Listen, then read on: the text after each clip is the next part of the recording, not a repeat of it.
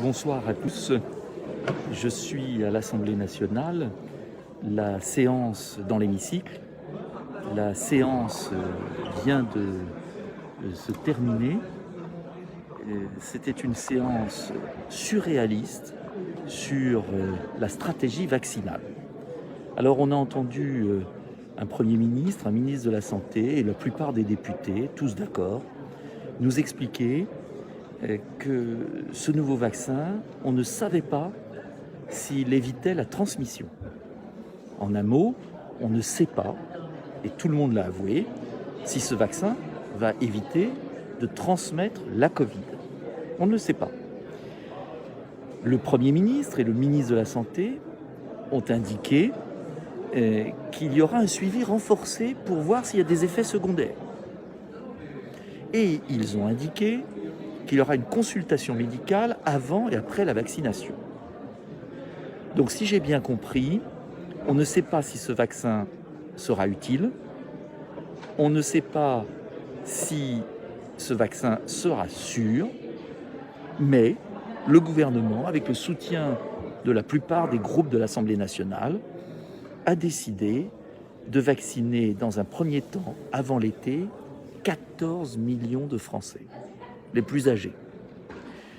Le Premier ministre a d'ailleurs indiqué, je reprends mon papier, j'ai noté, que l'Union européenne avait commandé 1,3 milliard de doses à 9 € la dose, c'est-à-dire plus de 10 milliards d'euros.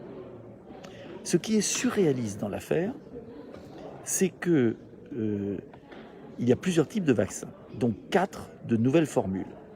Le vaccin ARN et adénovirus n'ont jamais été testés sur l'homme. On ne sait rien.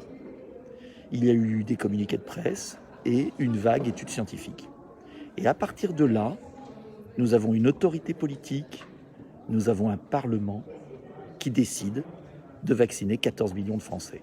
Pourquoi, comment, on ne sait pas. Alors qu'est-ce que je ferais moi ? Je dirais d'abord, il faut de la précaution. Je ne suis pas anti-vaccin par principe. Je dis juste qu'il faut plus de recul. Qu'on ne peut pas vacciner si on n'a pas le recul nécessaire. Et je remarque d'ailleurs que les vaccins anciennes formules ne sont pas prêts. Ça veut bien dire qu'il faut être sérieux. Être sérieux, c'est arrêter d'enfermer les Français dans ce piège, soit le confinement, soit les vaccins. Et en vérité, on nous enferme là-dedans. Et en revanche, on peut éviter le confinement, on peut éviter les vaccins si on prend les mesures que je recommande depuis un certain temps. J'arrive. Et l'hémicycle ferme, donc je vais descendre. Si on prend les mesures que je propose.